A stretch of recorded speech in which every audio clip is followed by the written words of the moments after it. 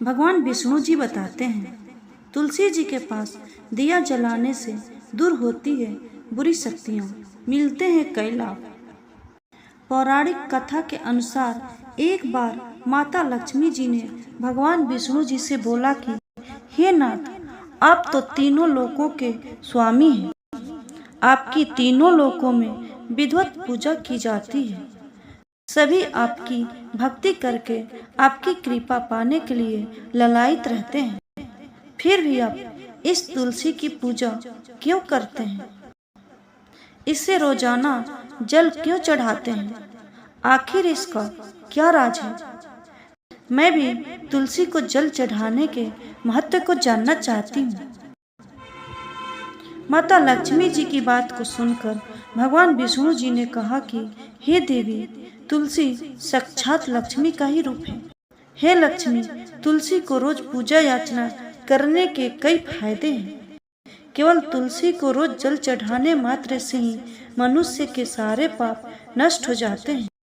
लेकिन एकादशी और रविवार के दिन तुलसी के पौधे में भूल कर भी जल नहीं चढ़ाना चाहिए, क्योंकि एकादशी और रविवार के दिन तुलसी मेरा निर्जला व्रत रखती है। बिना स्नान किए तुलसी के पत्तों को स्पर्श भी न करें। भगवान श्री हरि विष्णु जी माता लक्ष्मी जी से बोले कि मैं आपको तुलसी में जल चढ़ाने के फायदे बताने से पहले एक पवित्र कथा सुनाता हूँ। इस कथा के माध्यम से आपको सारे सवालों के जवाब मिल जाएंगे। इसलिए हे देवी, इस कथा को आप ध्यान पूर्वक सुनिए।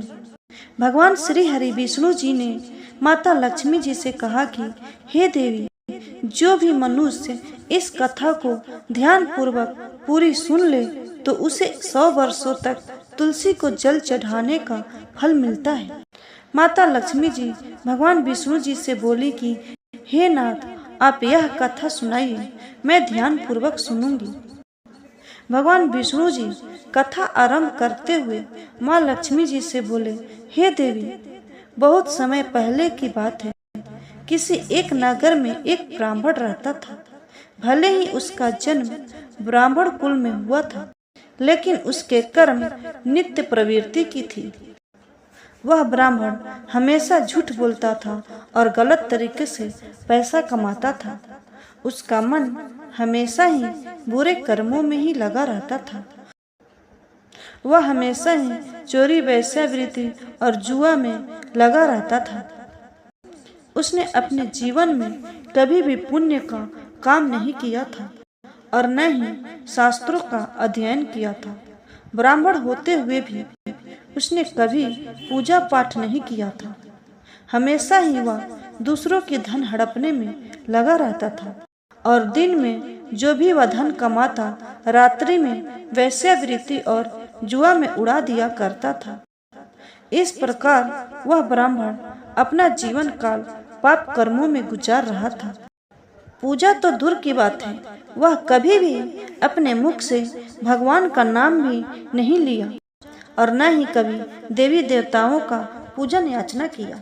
इस प्रकार पाप करते करते उसके कई वर्ष बीत गए। एक बार वह ब्राह्मण कुछ खरीदारी के लिए पास की नगरी में जा पहुंचता है। उस नगरी में गंगा जी बहती हैं और वहां दूर दूर से लोग स्नान करने के लिए आया करते थे।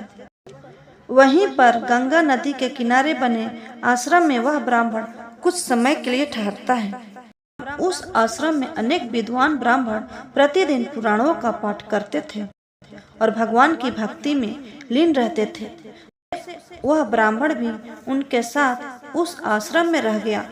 वह भी उन ब्राह्मणों के साथ ढोंग करते हुए भगवान का नाम लेने लगा। गंगा नदी में स्नान करने आए हुए लोगों ने गायों का पूजा करके ब्राह्मणों को भोजन कराया, तो उस ब्राह्मण ने भी उनके साथ बैठकर भोजन किया और भगवान का प्रसाद ग्रहण किया।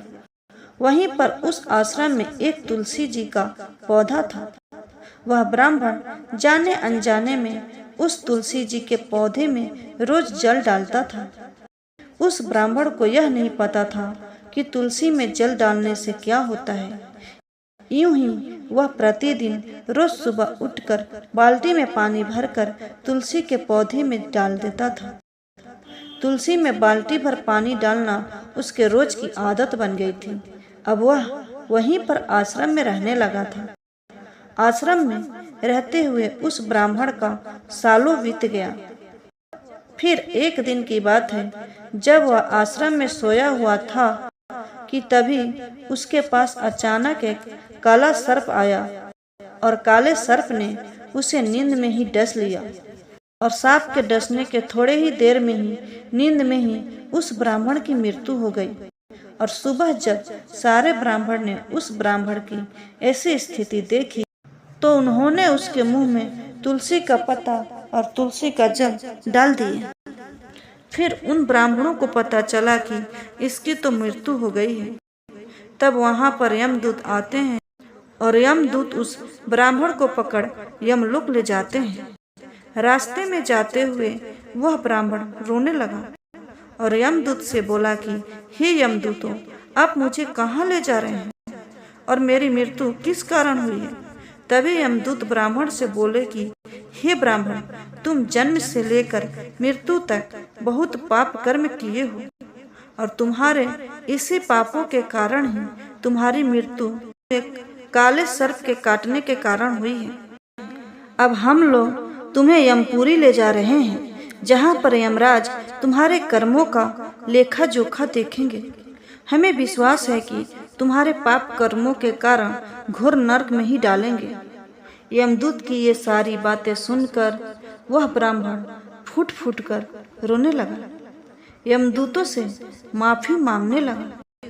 ब्राह्मण के रो रो कर माफी मांगने के बावजूद भी यमदूतों को उस पर जरा सी भी दया नहीं आई और वे उसे मारते मारते यमलोक ले गए। जब यमदूत उस ब्राह्मण को लेकर यमलोक यमराज जी के सामने उपस्थित हुए तो यमराज जी के सामने चंद्रगुप्त ने उस ब्राह्मण के कर्मों का लेखा जोखा निकाले और यमराज जी से बोले कि हे धर्मराज, इस ब्राह्मण ने तो अपने पूरे जीवन भर पाप ही किया है। इसने अपने जीवन काल में कभी भी पुण्य का काम नहीं किया है। यह तो महापापी है। इसे तो हमेशा के लिए नरक में डाल देना चाहिए। यह सुनकर यमराज जी कहते हैं कि हे यमदूत, जीवन भर पाप करने वाले इस ब्राह्मण को यहाँ से ले जाओ और नरक में डाल दो। यमराज का आदेश मिलते ही वे यमदूत उस ब्राह्मण को लेकर नरक की ओर चल दिए। वहां नरक में ले जाकर यमदूतों ने ब्राह्मण को खौलते हुए तेल की कढ़ाई में डाला। ब्राह्मण को तेल की कढ़ाई में डालते ही वह तेल एकदम से ठंडा और शीतल हो गया। यह घटना देखकर उन यमदूतों को बहुत ही आश्चर्य हुआ। ऐसा उनके साथ पहले कभी नहीं हुआ था। वे यमदूत न जाने कितने पापियों को उस खौलते तेल में डालकर सजा दे चुके थे, पर ऐसा कभी नहीं हुआ था। सारे पापी उस तेल में गिरकर तड़फड़ाने लगते थे। लेकिन जैसे ही वे यमदूत उस ब्राह्मण को गर्म तेल में डाले तो वह तेल अचानक ही शांत और शीतल हो गया। इस आश्चर्यजनक घटना को देखकर वे यमदूत दौड़ते हुए जल्दी से यमराज के पास पहुंचे। यमदूत को देखकर यमराज जी बोले, हे यमदूत, क्या बात है, तुम इतने घबराए हुए क्यों हो? यमराज जी के पूछने पर यमदूत बोला, हे धर्मराज, आपने जिस ब्राह्मण को नरक में डालने के लिए कहा था, मैं जैसे ही उस ब्राह्मण को खौलते हुए तेल की कढ़ाई में डाला तो उस भट्टी की अग्नि बुझ गई और खौलता हुआ तेल ठंडा और शीतल हो गया। इस पर यमराज जी बोले, हे यमदूत, यह तो आश्चर्यजनक घटना हुआ है। ऐसा तो पहले कभी नहीं हुआ। अभी यमराज जी विचार कर ही रहे थे कि तभी वहां पर नारद जी नारायण नारायण कहते हुए प्रकट हुए।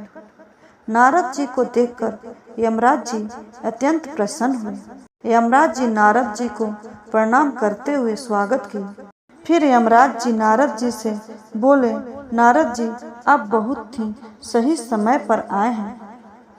हमारे यमदूत ने आज अभी अभी एक पापी ब्राह्मण को उसके पाप की सजा देते हुए खौलते तेल में डाले, लेकिन उस ब्राह्मण को खौलते तेल में डालते ही अग्नि बुझ गई और तेल ठंडा और शीतल हो गया। यमराज जी की बातें सुनकर नारद मुनि ने कहा, हे धर्मराज, आपने जिस ब्राह्मण को नरक में डाला है वह नरक भोगने का अधिकारी नहीं है, क्योंकि उस ब्राह्मण ने अनजाने में ही ऐसा कर्म किया है जिससे वह स्वर्ग का अधिकारी बन गया है।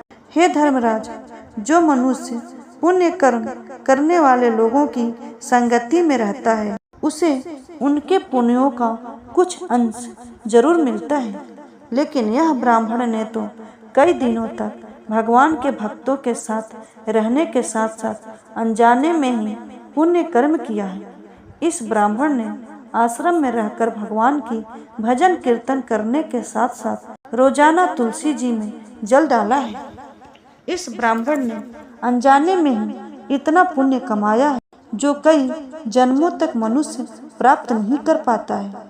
इसलिए हे धर्मराज, आप इस ब्राह्मण को नरक में नहीं डालिए, केवल इसके पापों के दंड स्वरूप इसे सभी नरकों का दर्शन करा दीजिए। नारद मुनि की बात सुनकर यमराज जी बहुत प्रसन्न हुए और यमराज जी यमदूतों से बोले कि उस ब्राह्मण को तेल की कड़ाही से निकाल कर लाओ और संपूर्ण नरकों का दर्शन कराओ। यमराज जी की बात सुनकर यमदूत उस ब्राह्मण को संपूर्ण नरक का दर्शन कराते हैं।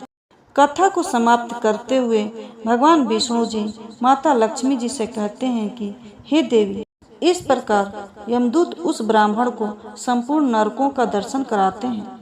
इसके बाद उसे यक्ष लोक में ले जाते हैं, फिर वह ब्राह्मण यक्ष बन जाता है।